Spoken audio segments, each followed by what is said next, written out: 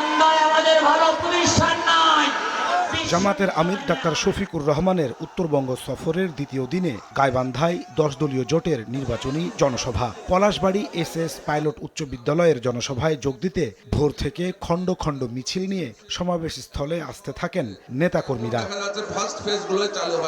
বেলা বাড়ার সঙ্গে সঙ্গে সমাবেশ স্থল কানায় কানায় পূর্ণ হয়ে ওঠে। স্কুল মাঠ ছাপিয়ে আশেপাশের এলাকা লোকে লোকারণ্য হয়ে যায়। পুরো এলাকা প্রকম্পিত হয় দাড়িপাল্লার স্লোগানে। নির্ধারিত সময়ের কিছু পরে মঞ্চে উপস্থিত হন জামাতের আমির ডাক্তার শফিকুর রহমান। এ সময় তার সঙ্গে ছিলেন 10 দলীয় জোটের শীর্ষ নেতারা, এছাড়াও গাইবান্ধার দাড়িপাল্লার প্রার্থীরা। প্রধান অতিথির বক্তব্যে তিনি বলেন, বাংলাদেশে আর কোনো আধিপত্যবাদী আগ্রাসন বরদাস্ত করা হবে না। রেইনবো অলরাউন্ডার এক্সটেরিয়র পে বাড়ির বাহিরের দেয়ালের সুরক্ষা নিয়ে থাকুন নিশ্চিন্ত। সাথে পাচ্ছেন 10 বছরের ওয়ারেন্টি। আমরা প্রতিবেশীদেরকে আমাদের প্রতিবেশী হিসেবে দেখতে চাই।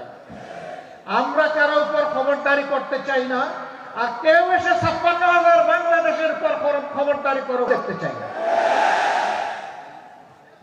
আমাদের কথা একদম পরিষ্কার।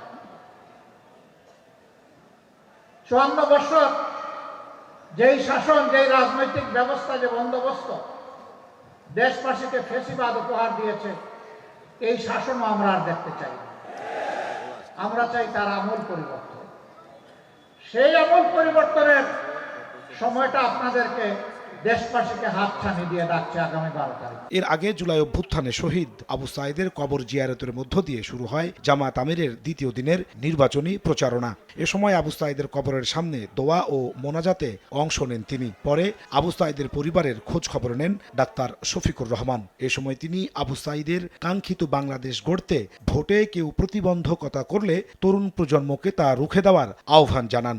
শহীদ আবু সাঈদ এবং তার সঙ্গীরা যারা জীবন দিয়ে আমাদেরকে রেডি করে গিয়েছেন, আমাদের ঘাড়ে তারা যে দায়িত্বের বোঝা রেখে গিয়েছেন, যে আমানতের বোঝা রেখে গিয়েছেন, তাদের মতো আমরা জীবন দিয়ে তাদের সেই আমানত রক্ষা করার জন্য আমরা লড়ে যাব ইনশাআল্লাহ।